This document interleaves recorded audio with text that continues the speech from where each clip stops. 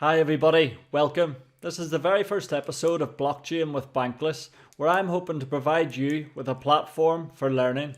We're going to speak with some of the industry's finest thought leaders, starting with KARDIACHAIN's CTO and co-founder, Huy Nguyen.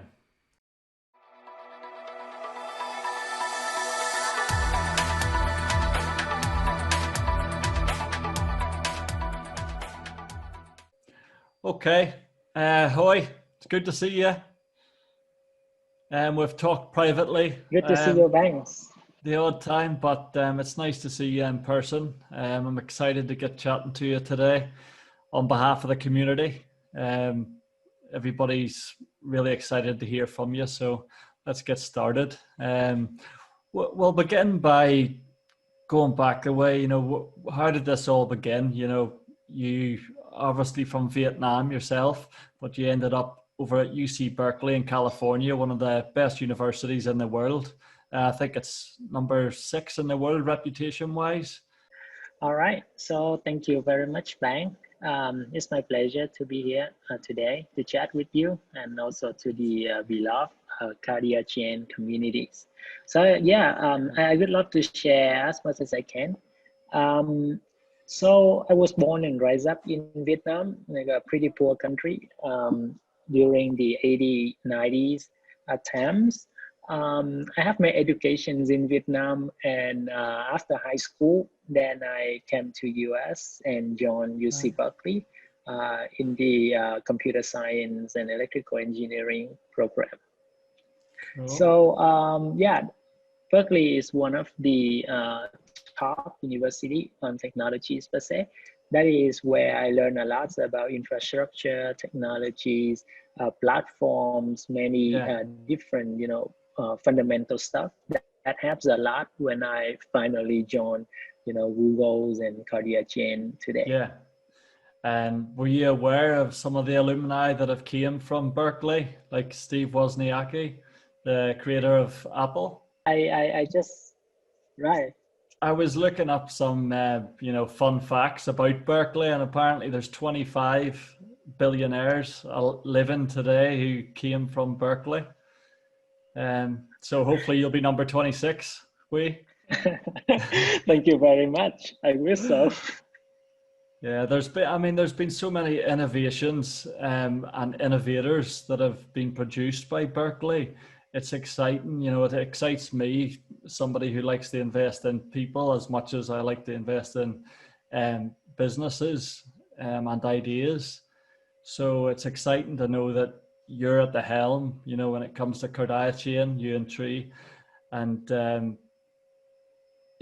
somebody with a 3.91 out of 4.0, it's exceptional, result to get in your degree. I know you're probably quite humble and you're not going to go shouting that from the rooftops yourself, but that's pretty impressive. Thank you for the compliments. I mean, after a long while, I finally heard back about my track record in school and such. That's pretty cool. Yeah. Must be a bit of a bookworm. Oh, wow. I mean, I didn't expect you to dig deep into my school record. You know me. I love to dive deep into the research. Yeah. That's what I try to do with my articles, just to provide some in-depth, analysis of projects. And there's so much, within KARDIACHAIN, I could write another 4 articles. Yeah, that's amazing. I mean, on behalf of KARDIACHAIN, I would like to give you a big warm hug for awesome articles. It's one of the best, I have seen on Medium. Yeah, so thank you very much. No, you're very welcome. I'm humbled that you've even read them, so I'm glad to be able to provide some content for the community, and I'm glad it's been so well received. It just shows you, with the 4 articles that I've written, I've never seen a bad comment, from anybody who's read them. And that's not about me or my writing. It's about the project. There's just nothing that you can, FUD about this project. So it's exciting. I'm glad to be a part of it now. Thank you, Banks.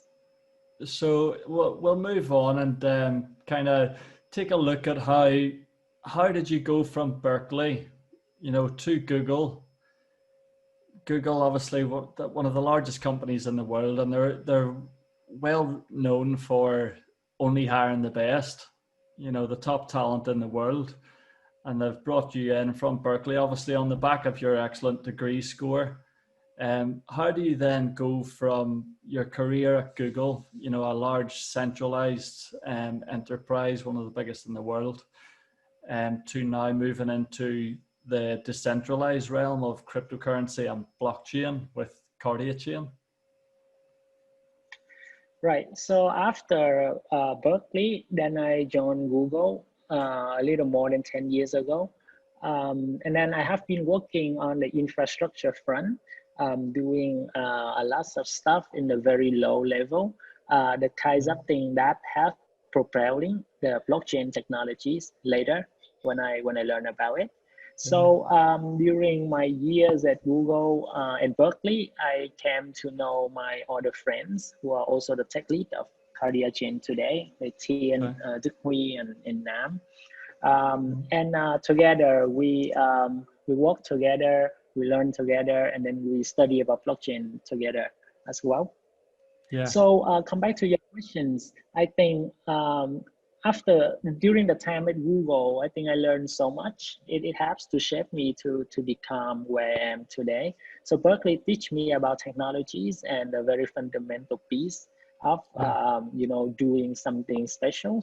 Coming to Google, we try to challenge ourselves and try to do something, try to tackle the more impossible. So if you know about Google, actually try to do many things that people wouldn't have thought that is possible before, right?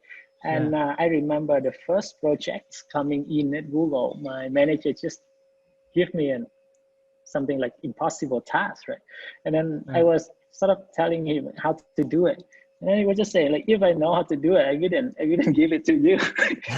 So that ties up mentality and spirit is very unique, right? In the earlier days of Google, and that shaped me on the spirit wise, and the culture wise, and the way I approach problems.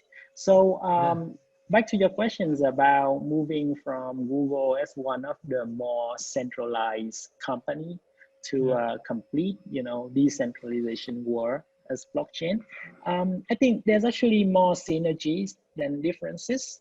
Both, blockchain world and Google or any other company in the Silicon Valley, fundamentally they try to bring value. They try to do something different and bring in value to the mass, right? So I am not kind of an extreme type who think that everything must be centralization or everything must be decentralization. It should be somewhere in between, right?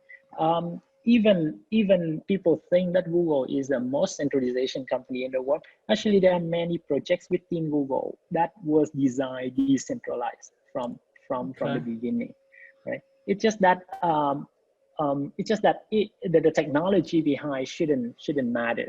Is actually at the end of it is the applications that people see and feel. So many things. I don't know if I can name anything more like NDA agreement over there, but many things you see in Google day to day is actually empowered by blockchain technologies. Is that right? Okay. So. Right. So at the end, right, blockchain is just a technologies, right? And whatever we do, it's just to bring in more value. If it makes more sense to do blockchains, then we'll do blockchains. Coming to cryptocurrency now. Cryptocurrency is one kind of applications on top of blockchain technologies, right? So cryptocurrency is another thing that I think company like Google is a little more hesitate to participate in, right? But all the application Google does use blockchain. Okay, so what do you think would be the stumbling block for Google to consider cryptocurrency?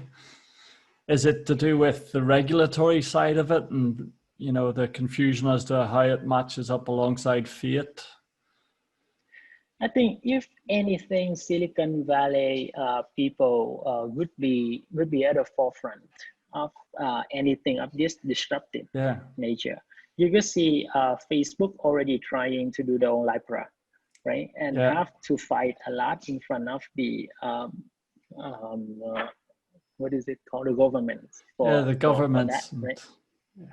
So the technology is there. It will be at the right times and the right people Yeah. to make it happen, right? So Yeah. I mean, I disagree that people think Google's or Facebook or Microsoft or whatever company is behind in this race. They are not. yeah. They are forefront, right? It's just that Okay. they're just waiting for the right time to strike it. Okay, the perfect opportunity type thing. I don't know if you've ever read George Gilder's book, Life After Google. He says Mhm. Google and its world are looking in the wrong direction. They are actually in jeopardy, not from an all-powerful artificial intelligence, but from a distributed peer-to-peer revolution supporting human intelligence, the blockchain, and a new crypto efflorescence. Vitalik Buterin and his allies are dedicated to restoring data to its originators and incorporating it horizontally and interoperatively across the crypto chasm. So he's kind of suggesting that maybe Google are getting left behind, but it's interesting what you've said, being a Google employee.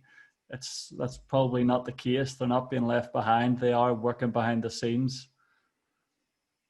Sure. I mean, I'm sure that Google right now is so big of a company, right? So it's very hard to say that Yeah. whether one way or another is the right way. I mean, I do see people working on all different sort of technologies at Google. It's just a question of strategy and priorities that the leader Okay. is gonna put on it, right? Whether they're gonna push for one directions versus the other. Yeah. But yeah, I do see many blockchain technologies projects. In my journey is actually a little different, right? Because I wasn't I didn't research or know too much about blockchain, to be honest, until I met Chi Okay. back in Vietnam 3 years ago. And that was after the crazy bullish Bitcoin run at the end of 2017. So Okay. that's when that was one of the aha moment where I read the first book, the Bitcoin and cryptocurrency technologies Okay. by some of the professor in Princeton. I recommend everybody to read it. By the way, I think there's a Bible of blockchain and cryptocurrencies. I don't know. You read it? I haven't read that. No, I mean, I've read Safety in a Moose and the Bitcoin Standard. Such an interesting topic, especially with everything that's going on in the world today in regards to money printing and, inflation. It's scary. And so when you read these books about Bitcoin and the potential for blockchain, it all kind of clicks and makes sense. But, for myself as an investor and a community member, it's important to try and learn from people like yourself who understand, blockchain at its very core. You've obviously studied distributed systems and, you have a different level of knowledge compared to the average person. So it's much appreciated that you're here to share that knowledge with us. Right. So when I read the book, I just click in right within 5 minutes, and then I spend the next week just to digest it and read it completely. So that was the first time I truly think I understand what blockchains and cryptocurrency really is. So I have quite some experience in infrastructure, distributed system, computer architectures and things like that. So then blockchain just become a new way of suffering the blocks, right? So at the bottom level, it is the same, right? So whether it's a server client versus peer-to-peer, whether it's a MySQL way of organizing a database versus the distributed ledger technologies, right? Whether it is a centralized way, master-led, master-slave sort of thing, and moving into a more consensus, like proof of work or proof of stake or BFP or whatsoever. So then it just like opened a complete new horizon for me. Like it's just the same block, it's just a different way of Yeah, of arranging it doing it. and making it a new complete, Yeah, ecosystem. That's what I fell in yeah, love right away with the technologies, right? yeah, And then I like it. But at that time, actually, informations about blockchains like a real code, a proof of stake is still an idea. right. Tendermint was not there yet. Even EOS was still in development. So pretty much all the code I can find were just Ethereum's, right? And it Right. is a proof of work sort of Yes. code. So I prototype my own change with a proof of stake and Mm. BFT and learn more about it. Then Yeah. it comes the second sort of like eureka moment when we come up with an idea about cardiac chain. Yeah, is that answering your questions? Or Yeah, no, that is. It's interesting. It's leading us up to something obviously that's to me, to the average person, like I'm still struggling to understand blockchain, and here's you coming up with a new way to do blockchain, with your dual node technology. So kind of enlighten us a bit on that. How did it come to fruition? the do or not idea start to shaping in my head.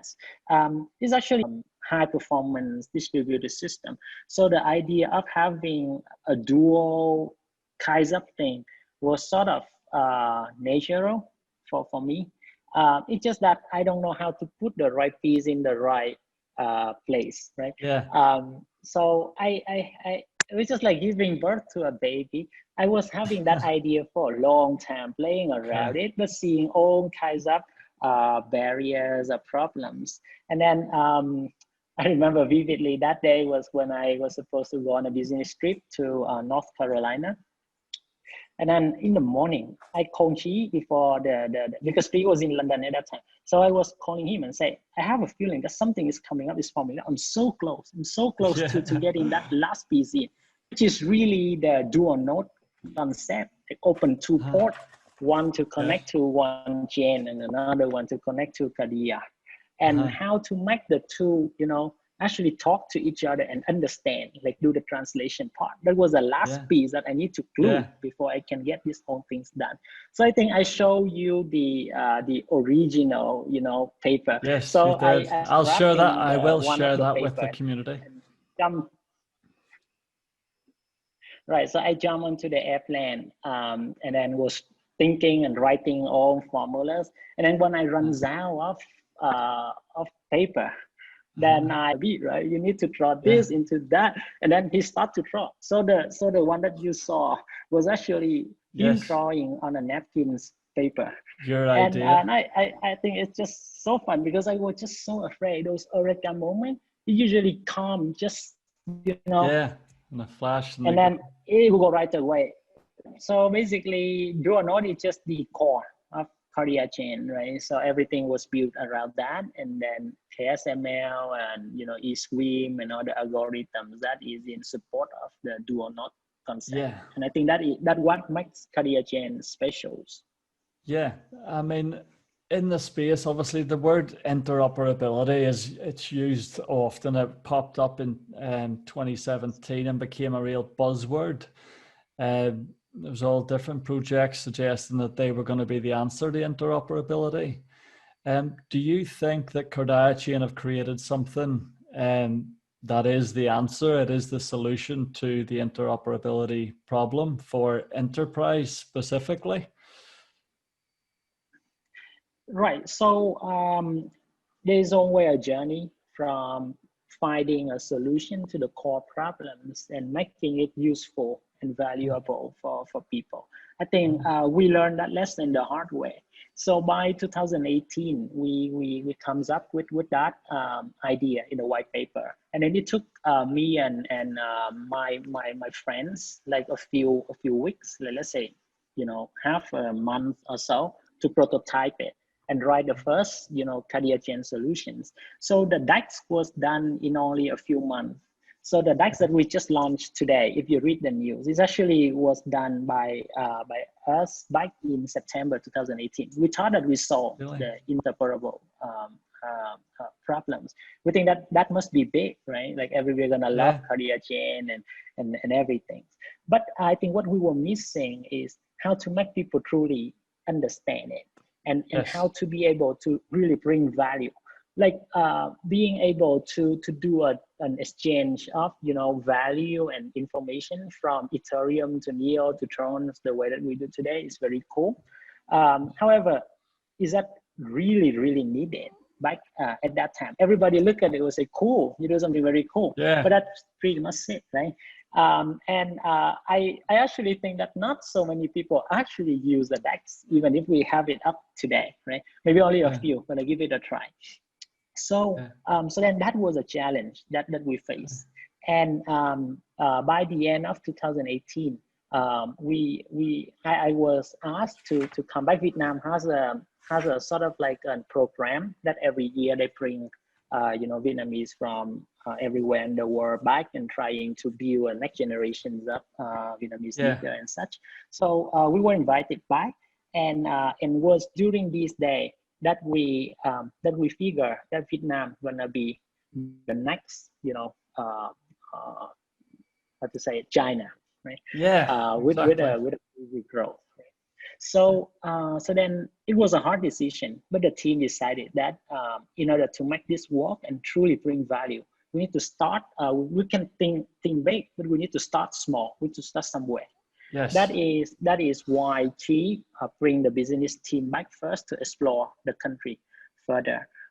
Even though it was our motherland, it has been like more than 15 years since I left, right? So it was a little hard at first to get back and get into the lifestyle, understand the locals and everything.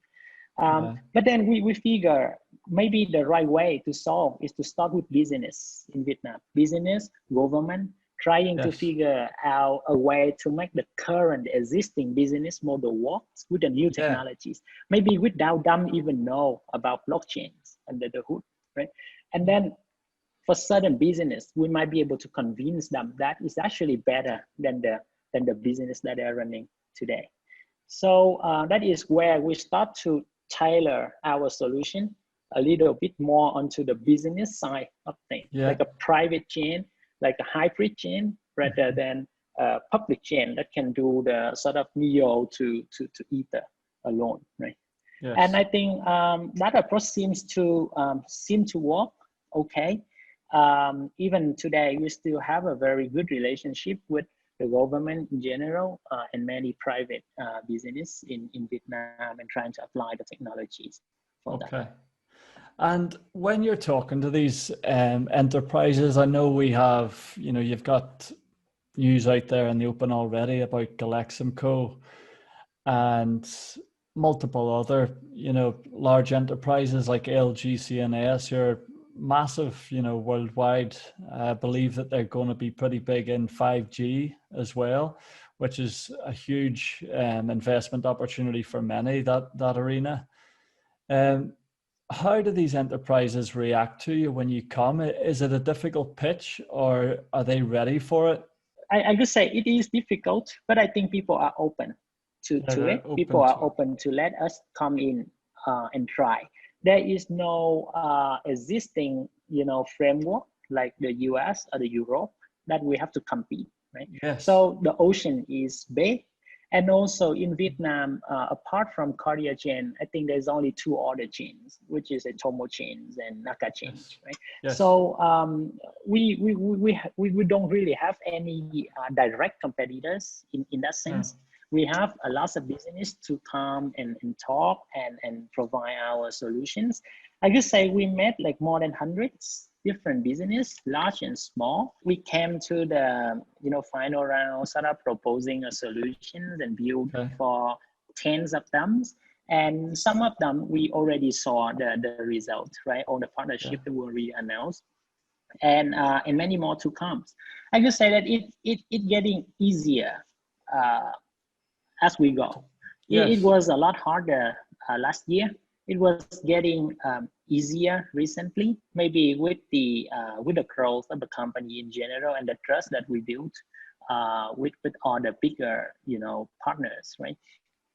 But all in all, I think we learned a lot in that path. We learned many lessons the hard way. Also, Yes. I think in one of the interview, G talked to Pratt recently. He did mentions about it. I think we were trying to do so many things at the beginning. Yes. Now we know the scope much better. Yeah. We focus on only a few industry, a few area that we're really good Okay. at, and we can really bring value in, right? So we chose more on the entertainment, sports, Yes. media side of thing, education side of thing, because it's targeting a younger generations, and we do believe that younger generation will be the one who will be more open into Okay. blockchain in general. Right? And one thing I think the community would like to kind of understand is whereabouts does the Kai token fit into, this token economy or whatever you want to call it. How does it get used by the everyday person? So let me give you an example of the youth unions apps that we already launched, right? So remember, one of the two apps we have is on sport and youth union, right? Yes. So there are different concepts where we can use Kai on the day-to-day sort of business. So for example, for the youth union, if the youngster, like the students, they doing their day-to-day tasks required by the union, they'll get some Kai, right? And those Okay. Kai will be paid by the sponsor or Okay. by the youth union themselves.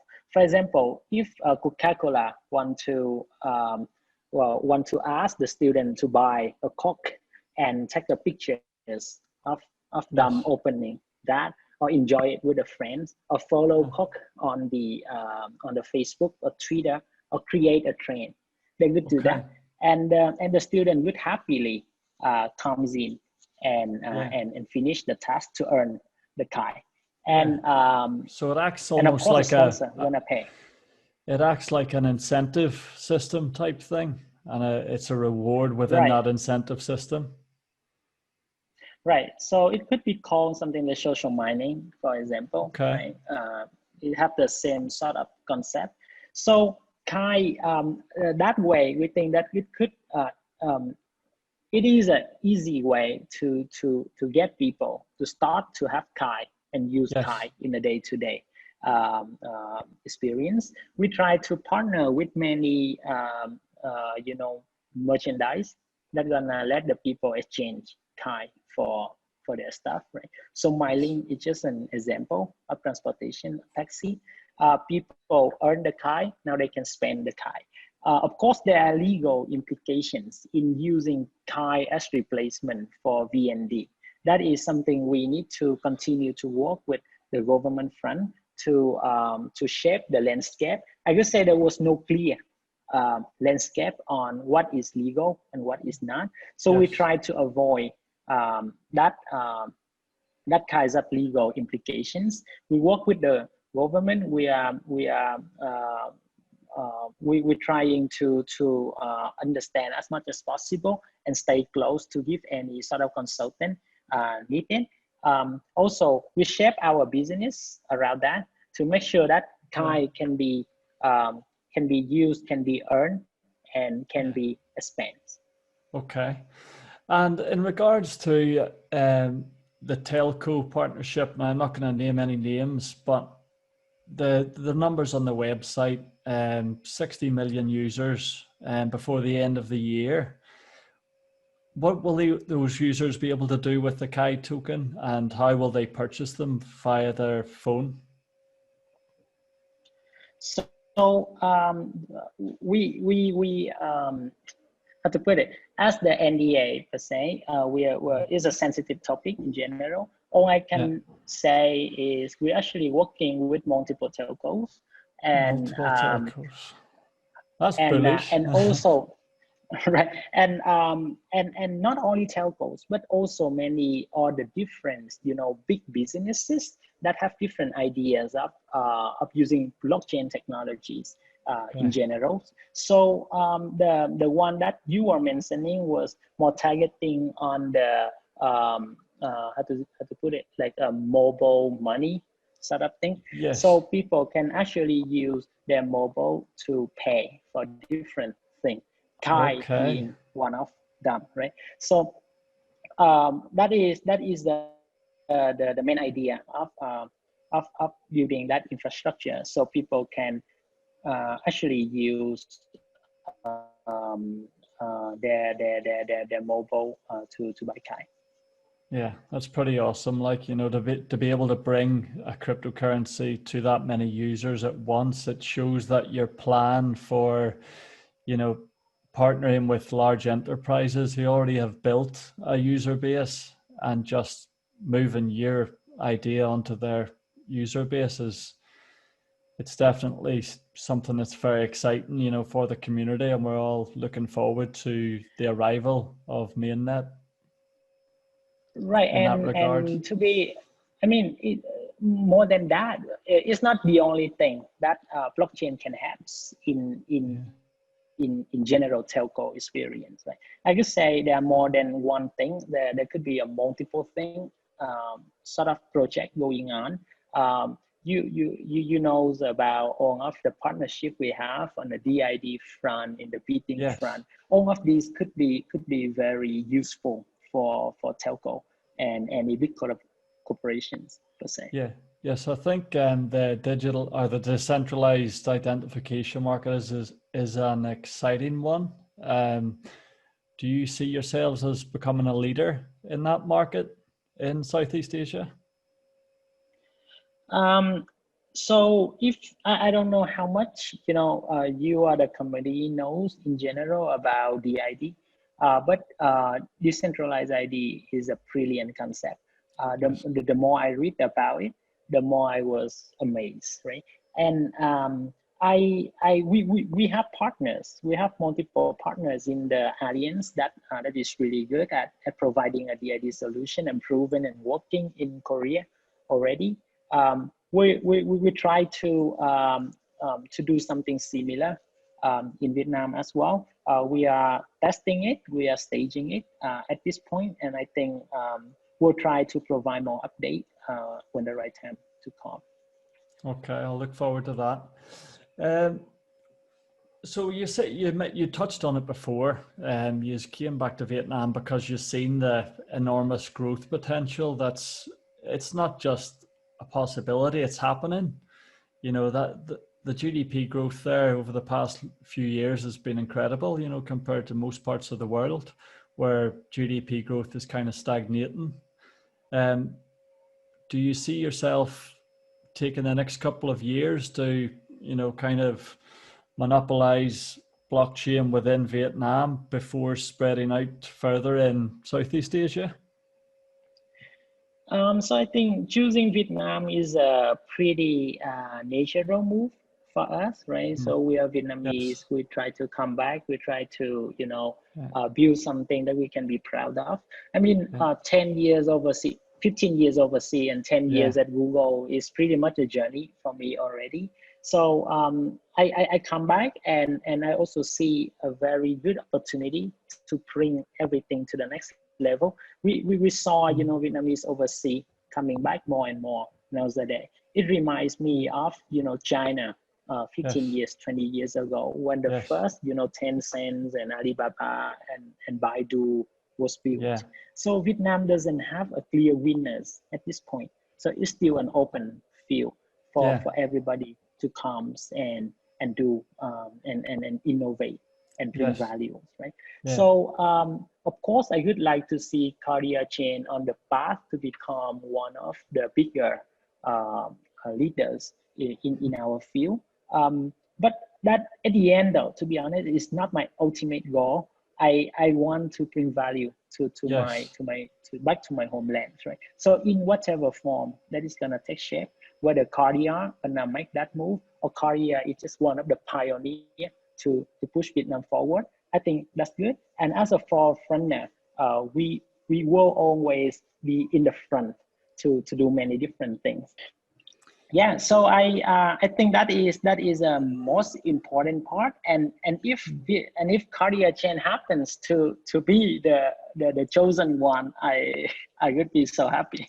Yeah, well, I like the way you look at it. You know, if you're going to be bringing value, then Cardiachin's success will most likely be a byproduct of you attempting to bring value. You know, if you bring value, then you're going to be successful. Is there anything else that you would like to bring to the community's attention? Is there anything that you feel that the community itself maybe lack understanding in? You maybe see it on Twitter, you see it in these the Telegram groups. Is there anything that you feel that you would like the community to know and understand a bit better?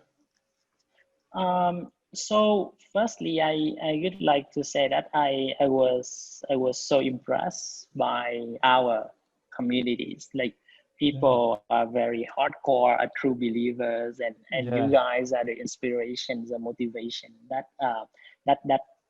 push us every day coming to work. We have been working on Cardiac Chain for more than 2 years now, going through very bad year, various years in generals, yeah, and going through the COVID as well. But we stay the same. We stay the same focus. We have the same missions and yeah, vision that we are building, and that has not changed. yeah. We saw the price going up and down, and people being panicked and worries. But fundamentally, um, it's gonna take time to Yes. make the whole system like carrier chain Hmm. to go to the next level. Also, it is the scope and the visions will not stop right there. Will not No. stop at the mainnet. Will not stop at the next application that's gonna build. It's gonna be more than that. It's gonna Yeah. be whatever bringing value in and make carrier chain the product of choice. Many people ask me why carrier chain and not Ethereum or any other system. Like I'm in business in Vietnam, a local business leader in Vietnam. Yes. They have the same question. Why not? We are not using Ethereum. Why we're not using just another chain, but carrier chain? So Cardia is tailored to start with in Vietnam and try to bring the value to the exact market that Yes. that we try to dominate and we try to bring value in. So that will be our vision at least to next year, right? Until Okay. we are sure that we can create something um, Substantial. sustainable, right? Yeah. So I think our product pipeline is pretty full from now to the Okay. end of the year.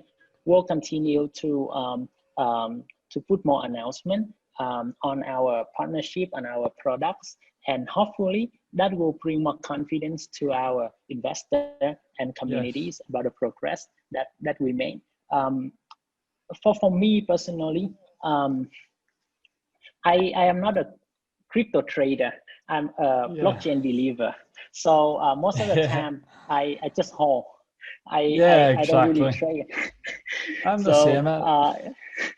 I think it's important, for people in the community to try and zoom out a bit. You go into the groups and it's just if the price is going up, everybody's going to be a millionaire.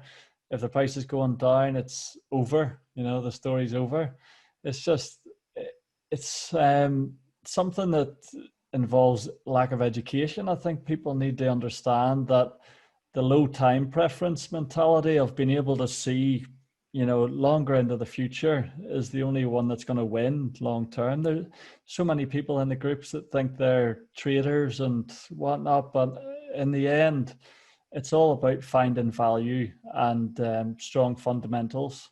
And I think we've got that with Kardashian, and the fact that everything is in the road ahead, it's not behind us like a lot of the other projects. That's what's the exciting play here.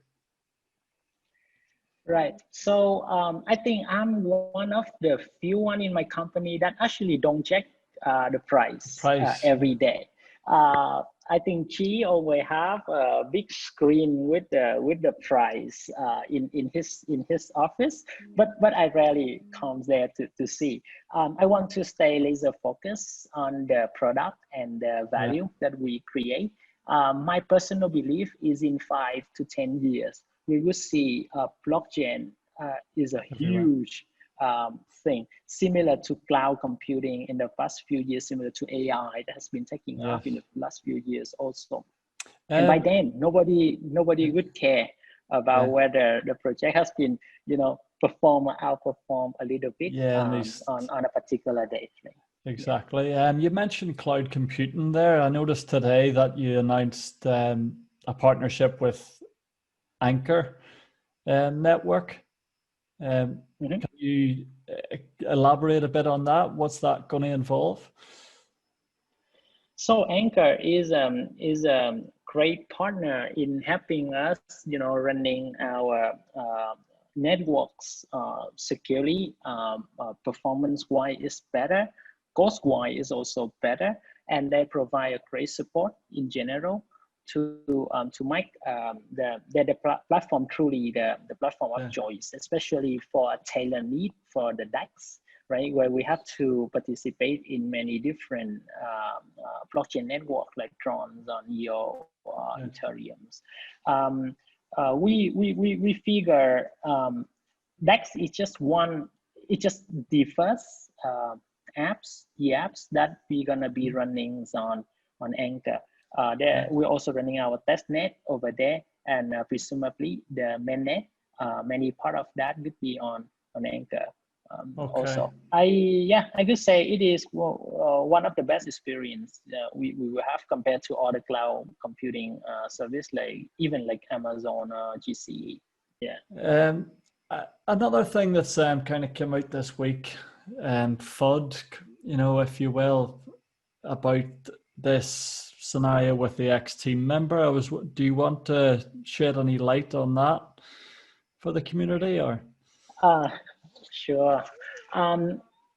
It's actually unfortunate to see that happen. I feel actually very embarrassed to have to go through that with our investor and communities. It was a very hard decision that the team has to debate internally whether it's a good idea to bring it up. But at the end, we try to keep our principles, which is complete transparency. I would like to say sorry and apologize to anybody who's impacted in any ways due to this incident. We're trying our best to fix it. So in general, we actually investigated this incident a little earlier.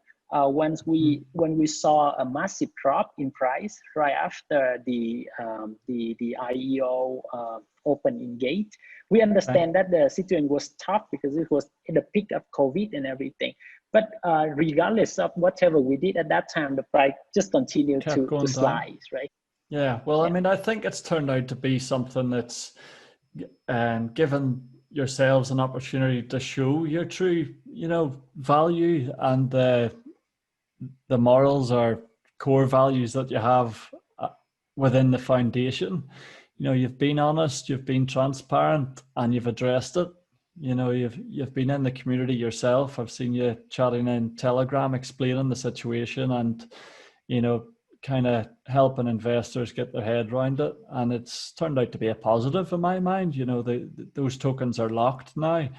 They're not going to be sold on market like they could have been, had you not spotted it early. So it's been a good thing, really, and really well handled. Yeah, thank you. Like I say, I understand the pain that people have to go through. Like if I'm the communities, I would feel pretty, concerned in general. So I try my best, and my team also try our best to be transparent and to be there with the community answering any questions you might have. Like I say, I still believe fundamentally everything will be okay as long as blockchain really becoming new technologies. But we understand the concern that committee have, so we always try to be here, and I'll continue to be there to monitor the situation. It's not completely done yet, right? You can see it from the announcement. Like we only know what we know, and and we still assess the situations. That's why we don't make any abrupt decision at this point.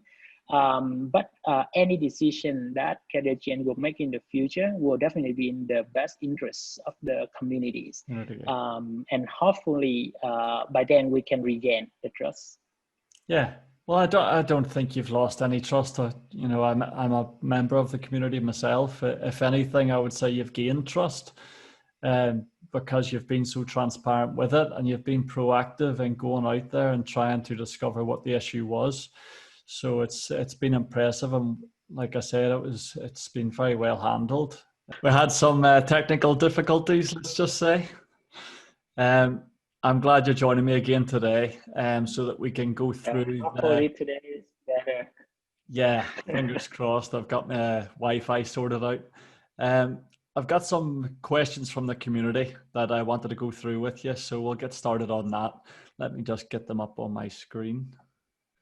Okay, so question number 1 is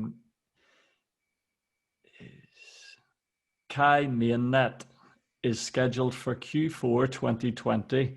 Could you tell us how this process, or how the process is coming along? Will there be more dual nodes for KAI? Good question. All right, so question about tech finally. Yeah. So I could say we are progressing fine. We are about 90 to 95% done with all the critical features for a good mainnet in general. So the last step, but also sort of like the most important one, would be stress testing, performance, security, privacy, all sort of different certificate that we need to make sure we are passing. So that is a main difference from a test net and a production one, where you actually deal with real money. So we are still targeting end of the year. That is a very viable and reasonable target to hit. We were working with multiple sort of like certificate vendor to help us making sure everything is going fine. We don't have a lot of rush toward launching a half-baked products, right? Because we do believe that there will be quite a lot of traffic once the mainnet is launched, and also the vision and the timeline, the roadmap for the mainnet would actually span across next year also. At least for now, I can envision multiple upgrade until the end of next year.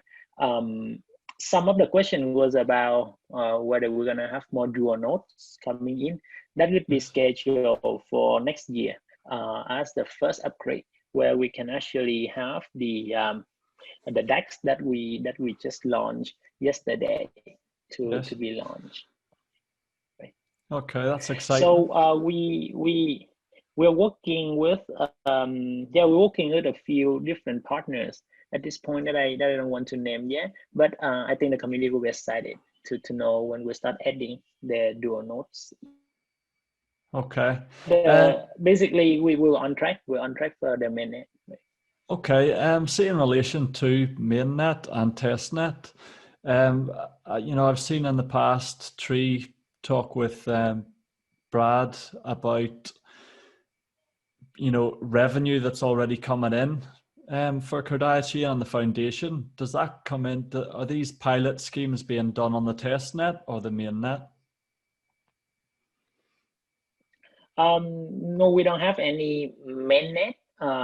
We don't have any public mainnet. That's what I should say right now. So the archive testnet is the one that you guys see right now. We do have the private sort of like production network that we deploy in a few partners that we have. For those, it's easier because it's more in a control environment, right? So the security concern and performance concern are gonna be less. So we launched a few of them since last year. till now. But for the public mainnet, that's where you're very vulnerable to attack and everything. We need to be a little more careful. Okay, fair enough. Okay, we'll move on to question number 2. That is, smart cities are an area that Kai wishes to help mold and develop. Can you provide a few examples of the improvements that you foresee? Right. So smart city is a very buzzword.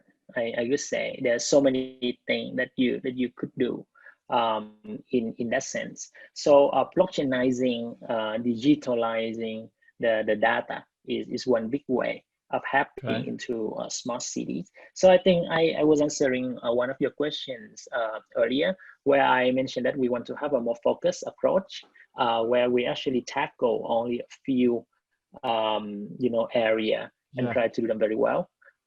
So one of the things KARDIACHAIN has been quite actively working on was on the educations together with so basically blockchainizing the student record, trying to link them together with professional career and link them also to decentralized ID and such. So to give you one example, even with linking today, it's impossible for you to actually verify whether I work at Google or not. I think some of the committee have the questions before, right? Yes. It's actually, you have to trust the system, and there's no way for linking to verify certain things. You might just fake your profile all the way, right? But the way Kardia were building one of the educational system is starting from the elementary school, we start to track the student and use blockchains to enter their grade and keep a track record. Then when they go to the middle school, high school, college, all of those records will be linked by different entities. So that is a hybrid solution, having the school as a private entities, working with all the private entities, going through blockchain to KARDIACHAIN as a public or hybrid solution to track all of the different records that they can show publicly, or they can hide it privately before they back in. And then all of them, we're going to use some zero proof knowledge to link them together and combine them to give a full record. When you go to professional career, you can easily track all the way down of the student's record. Right? So that is one. That is one of the few things we're working with the government. We're also working on the.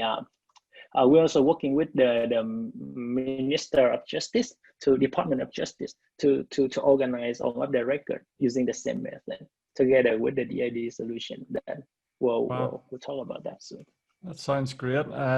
Obviously, that's going to make things much more efficient for government entities, and those types of things are generally slow in every area in the world. Here, social services, to anything like that, it takes a long time. Even a passport, I washed my passport in the washing machine last week, and it's going to take me 6 weeks to get a new one. If we had digital identities, it might be a lot easier. Yeah. That's what we would like to do as well. So all of that is actually on a prototyping, sort of say, and whether the government gonna adopt it is another question. But like I said earlier, we're gonna go from technology to product to adoptions. Right? So Kardia will try our best to build the kinds of product people want, and then the adoption is gonna be the last phase, and usually the hardest phase. Also. Yeah, that's nice that you've got a plan to become the conduit between the old system and the new one, the blockchain. Okay, well, that was a good answer. We'll move on to the next question. Let's see, we'll go for it. Do you see Kai as a new currency in Vietnam coexisting with the Dong? If so, will this be a stable coin to avoid price fluctuation for transactions? Good question. I think this is a quite tricky and sensitive question as well. So I wouldn't be able to provide a clear answer as a yes or no on a CBDC sort of say currency. But I know that for any countries that is usually bankless, that have a large populations of bankless, there's always a need to digitalize or to get more people paying digitally rather than just paying by cash, right? So CBDC currency is one way of approaching that. There's also another way, that is the mobile banking, the one that Kardia trying to build also. So, right. So if you look into our neighbor, I just read an article last week that Cambodia actually issued the first CBDC. I'll just clarify that CBDC is central bank digital currency, just for the guys watching in case they were unaware. Oh yeah, I'm sorry about that. No, you're okay. It's fine. I should have been clear. Right. So so actually Cambodia just issued a CBDC last week in order to have tackling the non-bank sort of populations. They provide a solution with hyperledgers infrastructure and try to solve the very much problem that Vietnam has today. Of course, I don't know whether Vietnam going to adopt that methodologies or not, but that is one very viable way to do things. If they're gonna go in that approach anytime, I think Kardia can help, right? Not necessarily by using Kai, but provide any consultant advisory and our experience in building such system. Yes, and also the interoperability, of being able to link all these networks rather than the CBDC just being siloed. That might be able to direct across all these different platforms. Okay, so we will move on to supply. There's a supply question. So the current supply is only around 60K per Vietnamese citizen. Somebody's done their maths. Are we likely to be transacting in fractions in Kai in the future? Yeah, I would love to see that. So actually, Vietnamese has more than 100 millions populations. So it's more like 50 Kai, I think. Yeah, so of course, I mean, one advantage of cryptocurrency is once the supply, we can have it divisible, right? Right now I don't see that need just yet. I think it's gonna take a while to get to the levels of hundreds of millions people using Kai. Our goal is to have 1 million user pretty soon. But even so, I don't see the need in any foreseeable futures. But when the time comes, we're ready. We definitely can do that. We can do up to 18 decimal. That's awesome. 1 million users pretty soon is nice to hear. Sounds great. Okay, I think that's it for the questions. Yes, sorry, I've missed that one. KARDIACHAIN aims to reduce entry barriers to onboard non-crypto users onto blockchain via user-friendly payment channels. Can you give some examples of these payment channels? How far into the development are they? And when can we expect to see them up and running? Good questions. It's a great question. I think I sort of touched on that in a previous answer about the work with the telco to provide the mobile banking, right? So people can actually use their mobile account to pay for certain things. So so one thing they can definitely buy is Kai. Once we complete rolling that out. I think you expect that to happen soon? Well, I mean, again, it comes to the period of technologies, product, and adoptions. We were way ahead in the development and products. I think our product is ready to. It's actually in beta testing phase, and we think we're quite ready for productions. It's just more on the rollout schedule that and all the legal clearance, all of the different business priorities and things that we have to see. We don't know the exact time frame yet. We're still hoping for sometime this year to have at least some kinds of testing phase or some announcement about that. Okay. in regards to when these products get released, will the branding and the marketing and stuff be done via, through yourselves or through both? Will the telco companies advertise just as usual? It I I can't sort of like say the exact details on these due to NDA conditions and such. Okay. But usually working with a sort of like big telco or government bank, they have many different rules that you have to follow in Okay. both announcement, advertisement, marketing, and such. We will try to have a balanced way, a good way of advertising the product for KARDIACHAIN. Okay. In what exact manner, I don't think we completely know yet. So we have Okay. to wait. Last thing I was wanting to touch on before you go is Galeximco.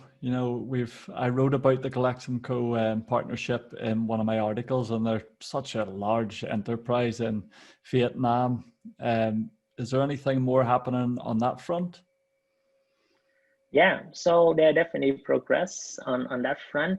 But our news and announcement pipeline is quite packed from now to the end of the year. I do expect to hear some update on the progress over there in the next month or so, I would say. Okay. It's just more like we will organize the announcement in the pipeline in a strategical way. Yeah. And Feed us. right. So so for the Let's Simco, we definitely will provide some update pretty soon. Okay, that's awesome. Well, thank you very much again, Huy, for speaking to me.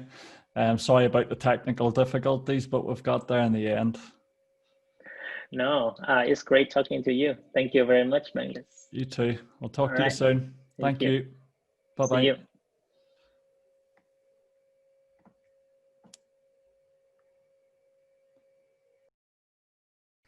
Okay, everybody, thanks for watching. That was the very first episode of Blockchain with Bankless.